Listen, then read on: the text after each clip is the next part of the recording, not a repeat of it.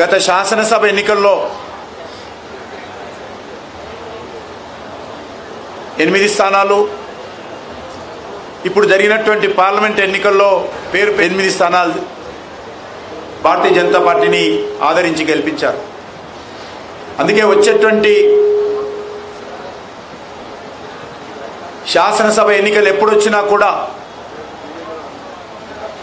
మరి 88 శాసనసభ స్థానాలు భారతీయ జనతా పార్టీ గెలవాలి. ఎందుకంటే అనేక అసెంబ్లీ పార్లమెంట్ నియోజకవర్గాలకు సంబంధించినటువంటి పునర్విభజన జరగనున్నది. కాబట్టి మనకు మంచి అవకాశం ఉంటుంది. ఈ పునర్విభజన తర్వాత పూర్తి స్థాయిలో భారతీయ జనతా పార్టీ తెలంగాణ రాష్ట్రంలో అధికారంలో రావడానికి మరి అందరము అంకిత భావంతో పనిచేయాల్సి ఉంటుందని ఈ సందర్భంగా మనయేస్తున్నాం.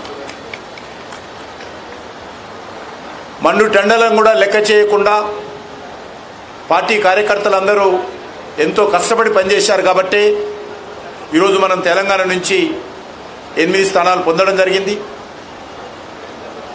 మరి ప్రత్యేకంగా ఈరోజు ప్రధానమంత్రి గారికి, భారతీయ జనతా పార్టీ అధ్యక్షులైనటువంటి జగత్ ప్రకాష్ నడ్డా గారికి నేను తెలంగాణ భారతీయ జనతా పార్టీ తరఫున హృదయపూర్వకమైనటువంటి కృతజ్ఞతలు తెలియజేస్తా ఉన్నాను.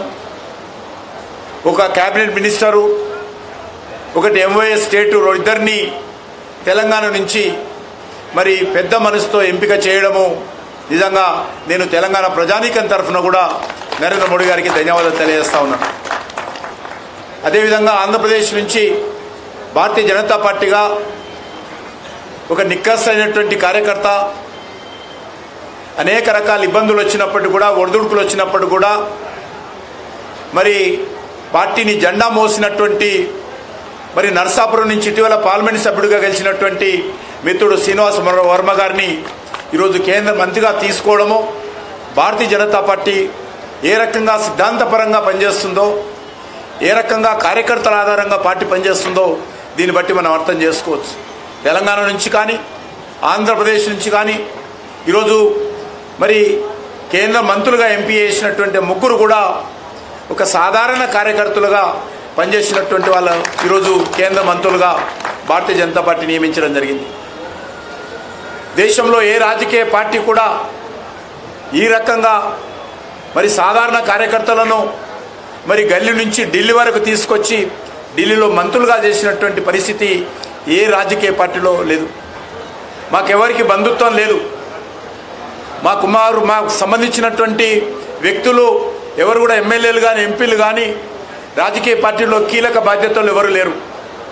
కానీ మరి ఎవరు లేకపోయినప్పటికీ కూడా సిద్ధాంతమే ఈరోజు మాకు ఊపిరి, మరి పార్టీ కార్యకర్తలే మా కుటుంబం అనే విధంగా ఈరోజు పార్టీ కార్యకర్తలను ఏ రకంగా ఎంపిక చేసిందో ఇది ఒక భారతీయ జనతా పార్టీలోనే సాధ్యమవుతుందనే విషయాన్ని కూడా ఈ సందర్భంగా మనయేస్తున్నాను. వచ్చేటువంటి 5 సంవత్సరాలు, ఈ గత 10 సంవత్సరాలుగా ఏ రకంగా పనిచేశామో వచ్చే 5 సంవత్సరాలు కూడా నరేంద్ర మోడీ గారి నాయకత్వంలో కేంద్ర ప్రభుత్వము, భారతీయ జనతా పార్టీ దుర్నీకృతమైనటువంటి ఉత్సాహంతో మరి రానున్న రోజుల్లో కూడా పనిచేస్తారని ఇప్పుడే ప్రధానమంత్రి గారు చెప్పడం జరిగింది. ఇప్పుడు ఆపరేషన్ లేకుండానే మోకాళ్లకు ప్లాస్మా ట్రీట్మెంట్. మీ ఆర్థోపెటిక్ సమస్యలన్నిటికీ రోబోటిక్ టెక్నాలజీ ద్వారా తక్కువ ఖర్చుతో శాశ్వత పరిష్కారం. ఫ్రీ కన్సల్టేషన్, ప్రతి ట్రీట్మెంట్ పై 20% డిస్కౌంట్. ఈ ఆఫర్ కొద్ది రోజులు మాత్రమే. త్వరపడండి. V9 hospitals 9281465842.